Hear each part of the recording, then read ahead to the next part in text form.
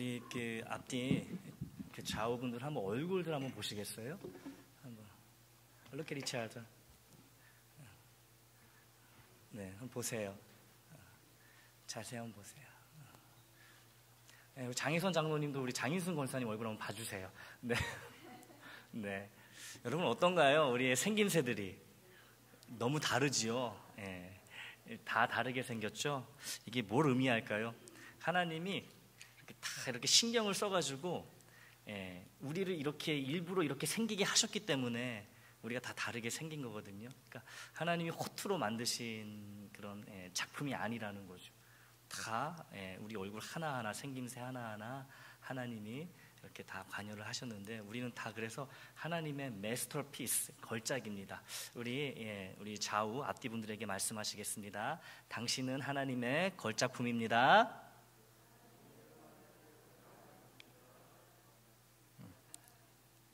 네, 우리는 다 명품이에요. 하나님 만드셨기 때문에.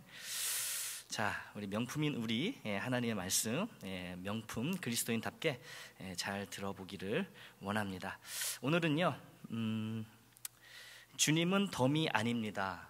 덤이 아닙니다 라는 제목으로 하나님 말씀 증거하겠습니다. 주님이 눈먼 자를 오늘 고치셨죠. 본문에서 그 눈먼 자를 고치신 그 동네 이름이 뭐지요? 벳세다.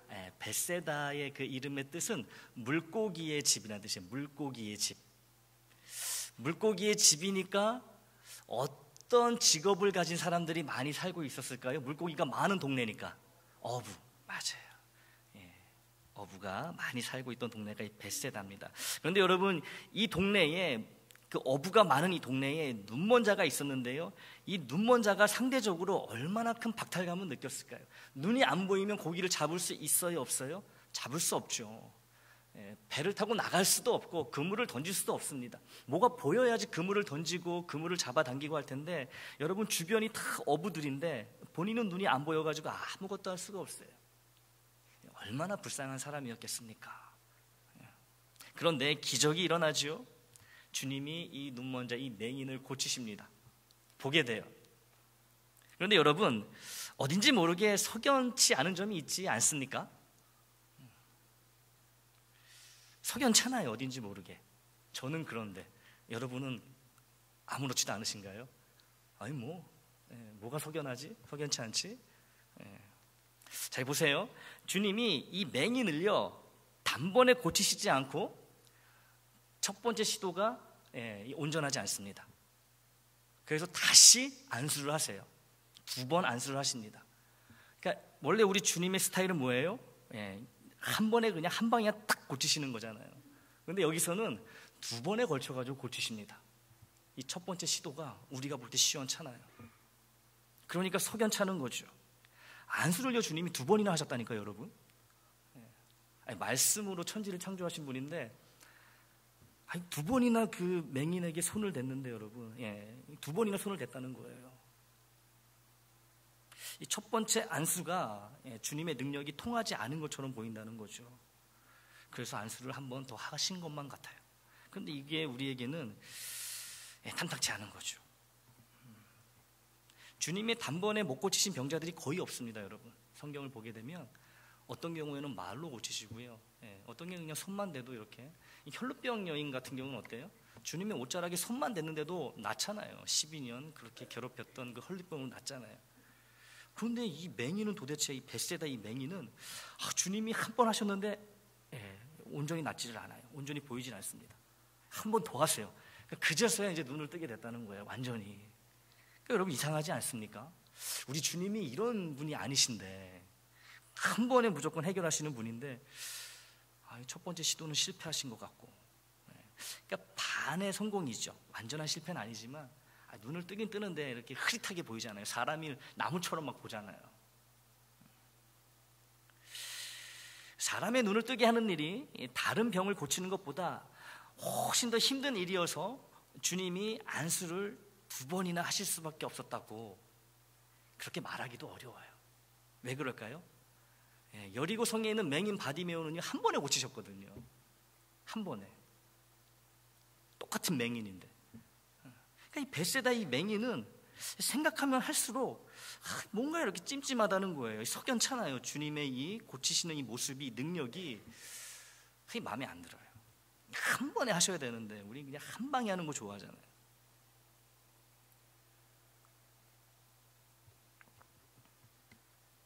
그뿐입니까? 죽은 나사로도 단번에 살려내신 주님이기 때문에 주님의 능력이 부족해서 오늘 본문의 이 베스다 맹인을 단번에 못 고치신 거라고 말하기는 더더욱 어려워요. 그러니까 이거를 설명해 내야 되니까 우리가 더 석연찮다는 것이지요.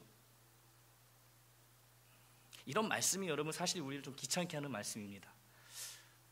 아니 딱 들었을 때 바로 이해가 되고 바로 또 은혜를 나눌 수 있고 설명이 가능해야 되는데 왠지 이 사건은 주님이 왜 두 번이나 이렇게 안수를 하셔야만 했지?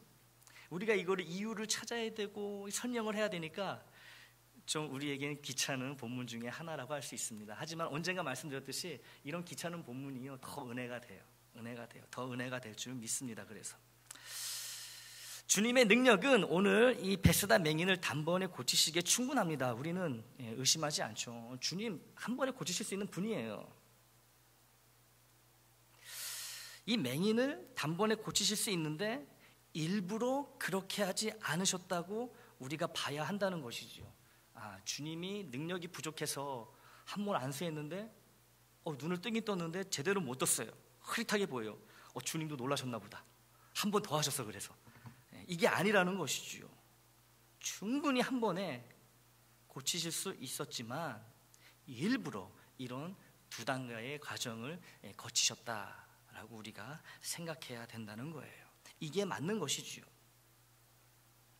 근데 여러분 이렇게 주님이 이 두 단계에 걸쳐 가지고 두 번의 시도 끝에 이 맹인을 온전히 고칠 경우에 주님으로서는 부담이 있을 수밖에 없습니다. 어떤 부담이에요? 우리가 주님의 이 사건에 이 맹인을 두 번에 걸쳐서 고치신 이 사건을 보고 우리가 탐탁치 않게 여기고 석연치 않게 여겼던 것처럼 당시 주님 곁에 있었던 이 맹인 곁에 있었던 많은 사람들이 이 주님의 이런 모습을 보고 주님의 능력을 의심할 수 있었다는 것이죠. 충분히. 또 주님께 실망할 수도 있었다는 거예요. 누가요? 특별히 제자들은 주님의 능력이 완전하시고 많은 주님의 기적을 한 번에 고치시는 주님의 기적을 봐왔기 때문에 이 장면을 보고서 실망할 수도 있다는 거예요. 아이고 우리 스승님, 우리 선생님, 우리 예수님이 이제 기운이 다 떨어지셨나 보다. 이제는 이제 약발이 다 떨어지셨나 보다. 쉽게 말하면 이런 실망과 오해를 할 수 있다는 것이죠. 이런 오해를 살 수 있는 걸 다 아시면서도 주님이 이렇게 이 맹인을 두 단계에 거쳐서 고치셨다라는 것, 이게 뭘 의미할까?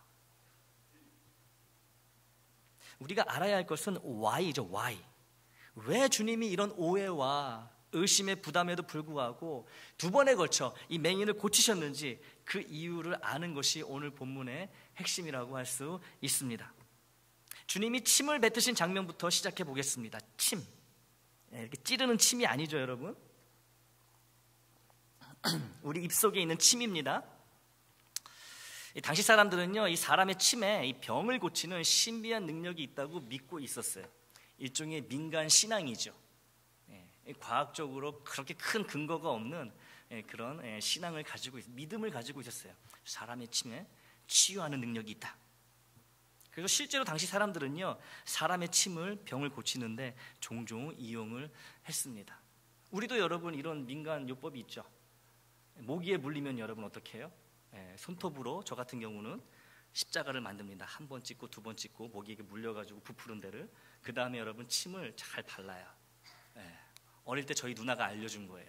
그래서 여러분 이 민간 신앙이요 굉장합니다. 지금도요 모기에다 물리면요 저도 모르게 이렇게 십자가를 만들어요. 그 침을 바르려고 그래요. 마치 이런 것처럼 이것보다 더했다는 것이죠. 당시 이스라엘 사람들은요 침에 정말 신비한 효능이 있다고 믿었어요. 그래서 주님이 맹인의 두 눈에 침을 뱉으실 때 맹인을 비롯해 주변에 있던 사람들은 전혀 놀라지 않았을 것입니다. 제자들도 놀라지 않았을 거예요. 나사렛 예수가 익히 알려져 있는 이 민간신앙, 침에 대한 민간신앙을 통해 맹인을 고치려 한다고 생각했을 것입니다. 나사렛 예수도 침의 효능을 믿고 있구나, 침의 능력이 있다고 믿고 있구나, 그래서 먼저 침을 바르는구나 맹인의 눈에. 그렇게 생각했다는 것이죠. 그런데 여러분, 맹인이 눈을 뜨지 않습니다. 침을 발랐는데, 주님이 침을 그 맹인의 두 눈에 직접 바르셨는데 맹인이 눈을 뜨지 않아요. 이상하던 찰나 이 나사렛 예수가, 주님이 맹인의 몸에 두 손을 얹고 안수를 하십니다. 여러분, 그에게 손을 얹었다라고 이렇게 나오지요. 눈에다가, 맹인의 두 눈에 안수하신 게 아니고요, 눈이 아닌 그 맹인의 다른 신체 부위에 손을 얹고 안수하셨다라고 이렇게 나오고 있어요. 그러자 맹인이 눈을 뜨고 보기 시작합니다. 처음에 침만 발랐을 때는 아무 일도 일어나지 않아요. 근데 주님이 맹인의 몸에 안수하시자 맹인이 눈을 뜨기 시작합니다. 그러나 시력이 완전히 회복되지 않았지요. 이 사람을 나무처럼 보고 있어요. 이걸 다 고쳤다고, 회복이 됐다고 우리가 볼 수가 없죠. 근데 어쨌든 고쳐지긴 고쳐졌어요. 근데 완전하지 않다는 것이지요. 아무것도 못 보던 사람이 그래도 무언가를 보기 시작해요. 사람이 움직이는 거, 물체가 움직인다는 것까지는 구별을 해요. 하지만 사람을 나무로 보고 있다는 것이죠. 나사렛 예수가 이번에는 맹인의 두 눈에 직접 안수를 합니다. 두 눈에 주님이 두 손을 얹으십니다. 그러자 맹인의 시력이 완전히 회복되어 사람을 사람으로, 나무를 나무로 분명히 구별하며 볼 수 있게 되었습니다. 고쳐진 거예요. 완전히 고쳐진 거예요. 두 눈에 침을 뱉으시고 맹인의 두 눈이 아닌 다른 곳에, 맹인의 몸 다른 부위에 안수를 했을 때 이 맹인의 시력이 다는 아니지만 부분적으로 돌아왔어요. 그렇죠? 맹인을 비롯하여 주변에 있던 사람들은 이 모습을 보며 그들이 신비한 효능이 있다고 믿고 있는 이 사람의 침과 나사렛 예수의 안수가 협력하여서 사람의 침과 나사렛 예수의 능력이 이렇게 합쳐져서 비록 흐릿하더라도 맹인이 볼 수 있게 되었다고 그렇게 생각하고 믿었을 것입니다. 야, 이게 합작품이구나. 이 침과 사람의 침, 이 치유의 능력이 있는 이 사람의 침과 나사렛 예수의 능력이 합쳐져가지고 결합해가지고, 야, 눈을 그래도 뜨게 되었구나, 이렇게 믿게 되었다는 거죠. 무슨 말이냐 하면, 만약에 이 침이 없었다면, 나사렛 예수가 이 자신의 침을 이 맹인의 두 눈에 바르지 않았다면 이 나사렛 예수의 안수만으로는 맹인이 흐릿하게라도 볼 수 없었을 것이라고 그렇게 생각을 하게 되었다는 거예요. 침의 능력을 믿는 것이죠. 이 나사렛 예수의 능력만으로는 역부족이라는 믿음을 갖고 있는 그들을 향해 역시 사람의 침에는 능력이 있어. 그리고 나사렛 예수의 능력이 합쳐지니까 그래도 눈을 뜨게 됐어. 온전하진 않지만 이 정도면은 성공한 거야.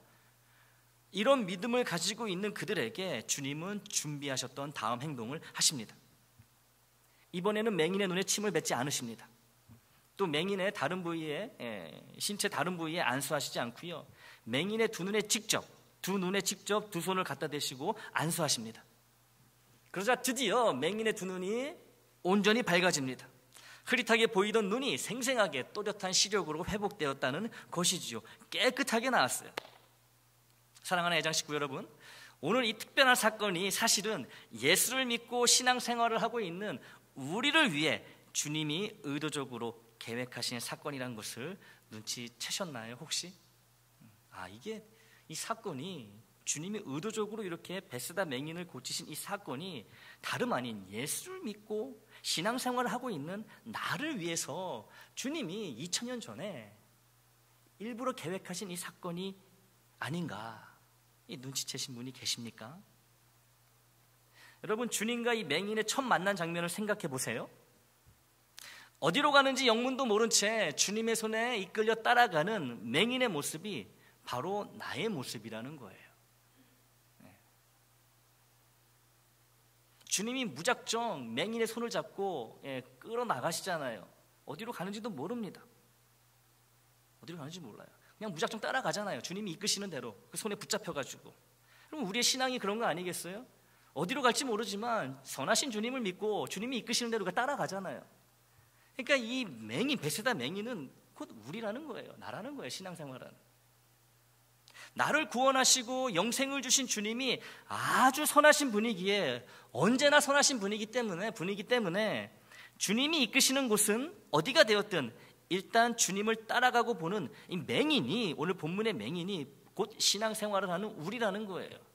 여러분 그렇지 않습니까? 여러분 앞길을 다 아시고 지금 스스로 개척해서 여기까지 오신 거예요? 아니잖아요. 여러분 앞에 산이 나타날지 강이 나타날지 바다가 나타날지 낭떠러지가 나타날지 몰랐잖아요. 주님이 이끄신 대로 그냥 온 거잖아요. 어디가 되었든 간에. 이 맹인은 곧 우리입니다. 그렇게 우리는 주님의 인도하심에 따라 가는 길이 멀고 험할지라도 지금 이곳에까지 이룰 수 있게 되었습니다. 문제는 주님의 손에 이끌려 여기까지 왔지만 그 주님만을 의지하는 것이 아니라 이 주님을 덤으로 격가지로 의지하고 신뢰하는 그런 습성이 우리에게 있다는 거예요. 이게 문제라는 거죠. 주님의 손에, 지금도 주님의 손에 붙잡혀가지고 지금도 따라가고 있으면서 주님이 처음이고 시작이고 출발점이 되는 것이 아니라 덤이라는 거예요. 덤. 여러분 덤은 뭐지요? 덤? 여러분 덤이라는 말, 여러분이 덤처럼 여겨지면 기분 좋으세요? 나쁘세요? 너무 나쁘죠. 너무 나쁘죠. 가장 중요한 첫 번째 것을 받고 그 다음에 주어지는 것, 그게 덤이죠. 이 첫 번째 것만큼은 중요하거나 필요하지 않지만 있으면 좋고 없어도 그만인 두 번째, 세 번째가 바로 덤이고요. 영어로는 뭐예요? 우리 서비스라 그러죠. 이거를 서비스. 오늘 뭐 나 여기 단골인데 자주 오는데 오늘 뭐 서비스 없나? 이게 덤이에요, 여러분. 덤. 앞이 보이지 않는 캄캄한 상황에 우리는 나의 손을 붙들고 나를 안전한 곳으로 계속 인도하시는 유일한 분, 바로 주님을 첫 번째 시작이 아니라 이 덤으로 여기고 있다는 거예요. 덤으로. 여러분, 내가 주님의 손에 내 몸을 맡기고 있다는 것은요, 곧 내 목숨은 물론이요, 내 모든 것을 다 주님께 맡겼다는 의미인데, 이런 주님을 첫 번째가 아니라 이 덤으로 치부해버릴 때가 두 번째, 세 번째, 막 12번째, 13번째 막 이렇게 덤으로 치부해버릴 때가 너무 많다는 거예요. 우리 신앙생활에. 주님이 나의 생명의 주인이시고 나의 생사화복이 다 주님의 손에 달려 있습니다 라며 주님의 손을 붙잡고 주님이 이끄시는 대로 가고 있으면서 삶의 짙은 어둠이 닥치면 주님은 1순위에서 밀려버리고 두 번째, 세 번째 그 이상 쭉 밀려버리는 덤이 되어버립니다. 덤. 주님이 덤이 되는 거예요. 주님을 먼저 의지하여 주님이 해결해 주시기를 바라며 기다리기보다는 주님이 아닌 다른 무언가를 의지하고 신뢰하여 삶의 어두운 문제들을 해결하려 한다는 것이지요. 주님의 손을 붙들고 가고 있으면서 나의 생명은 주님 것입니다 이렇게 고백을 하면서 문제만 생기면은 나의 손을 붙들고 있는 주님을 바라보며 주님을 의지하는 게 아니고요, 딴 데 본다는 거예요. 딴 데 뭐 어디 도움 받을 데 없나, 어떻게 뭐 이렇게 해결할 데 뭐 없나. 그럼 손 붙들고 있는 주님은 뭐예요? 덤인 거예요. 덤. 사람을 주님보다 먼저 의지하기 참 쉬워요. 사람을 통한 시험이 여러분 제일 어렵습니다, 사실. 아니면 재물이나 지식과 같이 내가 가진 것들을 주님보다 먼저 의존하기 쉽다는 거예요. 주님 손 붙들고 있으면서 그 주님에게 의지하는 게 아니고 주님을 먼저 신뢰하는 것이 아니고 사람을 의지하고 아니면은 하여튼 주님이 아닌 다른 것들에서 해결책을 찾으려고 막 부단히 애쓴다는 거예요. 누가요? 우리가요. 그럴 때 주님은 뭐가 되신다고요? 덤이 되는 거예요. 덤. 서비스가 되는 거예요. 주님 서비스. 문제 앞에서 주님의 이름을 먼저 부르며 살려주세요, 고쳐주세요, 해결해주세요, 벗어나게 해주세요, 견딜 수 있는 힘을 주세요, 이렇게 하지 않는다는 거예요. 주님을 먼저 부르지 않아요. 주님께 기도하지 않는 거예요. 문제가 생겨도 먼저 머리를 굴리는 거예요. 이때는 어떻게 해야 될까? 왜냐하면 내가 생각할 때 나 너무 똑똑하거든. 나 좀 대단한 사람이거든. 이런 문제는 내가 좀 생각하면 해결할 수 있을 것 같아요. 그래서 손은 여전히 주님의 손에 붙들려 있는데, 나의 삶은 주님께 붙들려 있는데 주님께 도움을 구하지 않는다는 것이죠. 수없이 실패해온 나의 생각을 또 의지하며 지극히 인간적인 방법을 또 쥐어 짜냅니다. 그렇게 실패했으면서도, 그렇게 실망했으면서도, 그렇게 낭패를 봤으면서도 또 똑같은 방법으로 돌아가는 거예요. 그러다가 하다 안 되면, 의지하고 바랄 것이 아무것도 낫지 않으면 그제서야 할 수 없이 누구에게 나오는 거예요? 주님께 나오는 거예요. 주님께. 해볼 거 다 해보고, 늘 그런 패턴이에요. 다 해보고 남은 게 이제 아무것도 없어. 그 이제 뭐만 남은 거예요? 덤만 남은 거예요. 덤이 뭐예요? 주님이라는 거예요. 그제서야 그냥 주님 앞에 나오는 거예요. 그제서야 주님의 도움을 구합니다. 여기저기 도움을 구걸하고 돌아다니다가 더 이상 갈 데가 없자 마지못해 찾아오게 된 곳이 주님 앞이라는 것이지요. 그런데 문제는요, 이 나오는 것까지도 좋아요. 이렇게라도 나오면은 참 감사한 일입니다. 이 박수 쳐줄 일이에요. 그렇게라도 돌아온다면은, 하나님 앞에 돌아온다면 참 칭찬받을 일입니다. 그런데 여러분, 우리가 어때요? 이 순간조차도, 주님밖에 안 남은 이런 상황조차도 주님께 나와서 주님만 바라보고 주님께만 도움을 구하는 것이 아니라, 내게 도움을 주지 못한 사람들, 내게 아무런 도움이 안 되는 나의 지식과 지혜, 재능들을 여전히 신뢰하고 붙들고 있다는 거예요. 주님 앞에 나와서까지 다 실패해가지고 다 안 된다는 거 알면서도, 주님께 도움을 구하면서도 여전히 사람에 대한 그 의존을 버리지 못하는 거예요. 나의 지식과 나의 재능, 나의 능력을 내려놓지 못하는 거예요. 같이 붙들고 있는 거예요. 그런 상태에서 주님께 간구한다는 것이지요. 우리가 그래요. 우리가 이 무능력한 거짓 것들에 대한 나의 믿음과 신뢰는요, 내가 생각하는 것보다 훨씬 더 강력한 힘을 이렇게 가지고 있는 거예요, 여러분. 다음에 또 이런 일이 있더라도 또 똑같이 사람들, 나의 지식, 지혜, 재능들을 첫 번째로 1순위로 믿고 의지하려는 생각을 버리지 못한다는 거예요. 그 상황에서도 다 안 된다는 거 알면서도요, 여전히 붙들고 있는 거예요. 품고 있는 거예요, 가슴에. 그런 모습으로, 그런 믿음으로 주님께 도움을 구한다는 것이지요.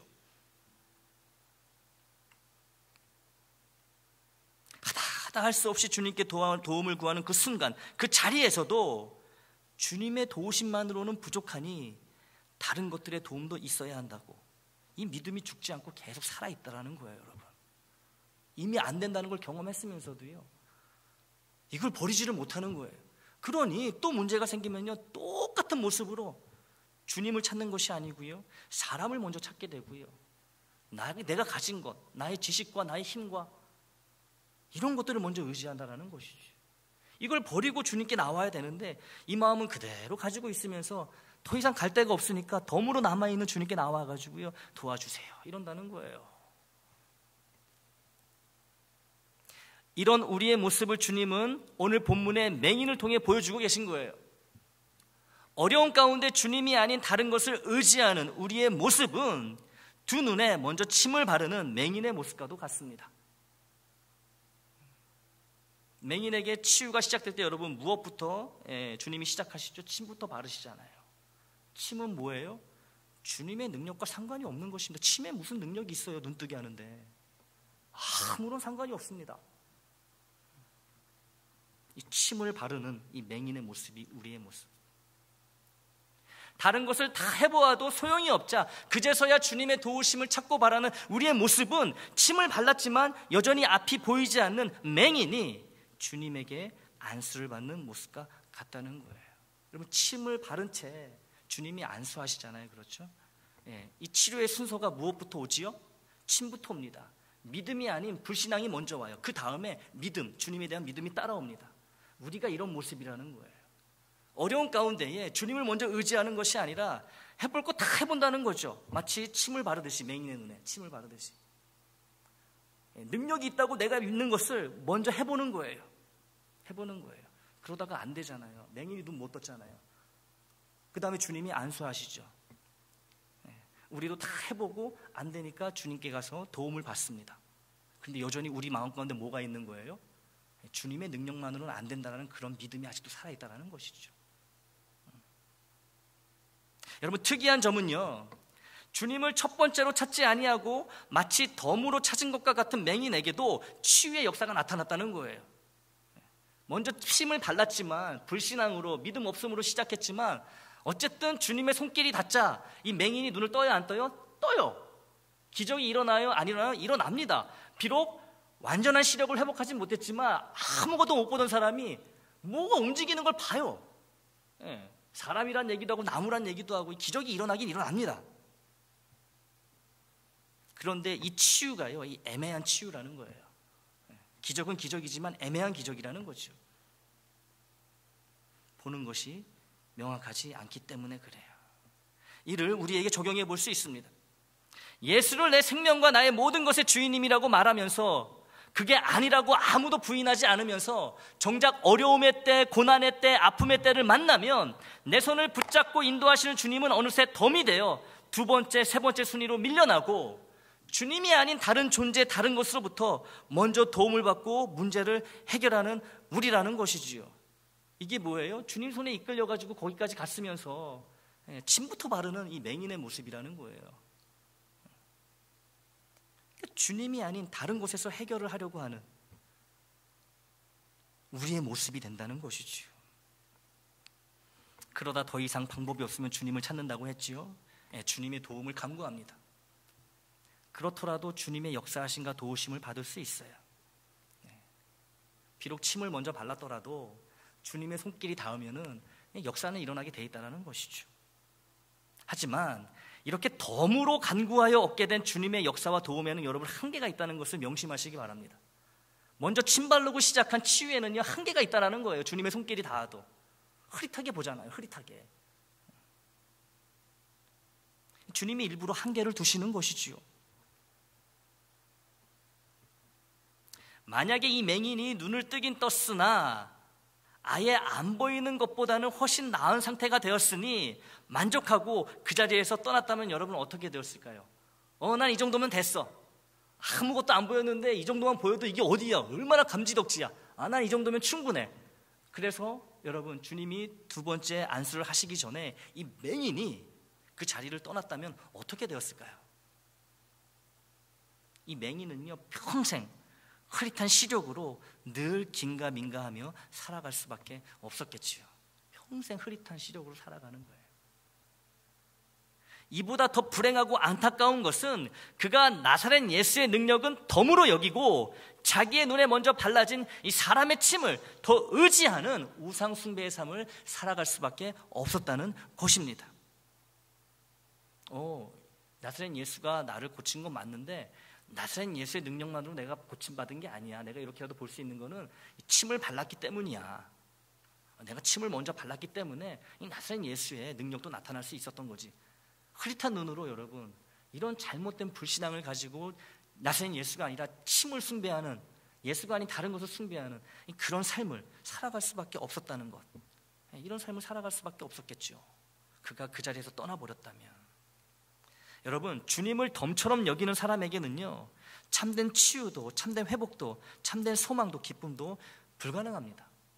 주님을 덤으로 여기시면, 주님을 서비스로 여기시면요 주님의 치유가 있어도, 주님의 은혜가 있어도 이게 온전치 못하다는 거예요. 이것처럼 손해가 어디 있습니까? 스스로 착각하고 살아가는 것이죠. 흐린 눈을 가지고서도 그것이 마치 최선이냐 살아간다는 거예요. 여러분, 우리의 신앙생활도 마찬가지 아닐까요? 주님의 뜻이 가장 먼저가 아니라 이 덤일 뿐입니다. 주님이 덤이에요. 내 뜻, 다른 사람의 뜻, 세상의 뜻대로 먼저 하고 그러다 안 되거나 실패하면 덤으로 남아있는 주님을 마지못해 찾는다는 거예요. 이런 상황에서도 주님은 우리에게 해결책을 주시지만 그 해결책은 온전하지 않다는 것입니다. 이 맹인이, 침바른 맹인이 흐릿하게 보았듯이 우리에게 주어지는 해결책도요 완전하지 못하다는 거예요. 주님의 능력은 이 덤이라고 하는 그런 바구니로는 절대로 다 받아낼 수 없습니다. 덤이 돼서는 안 되는 거예요. 주님의 능력이 온전히 나타낼 수 없어요. 주님이 덤이 될 경우에.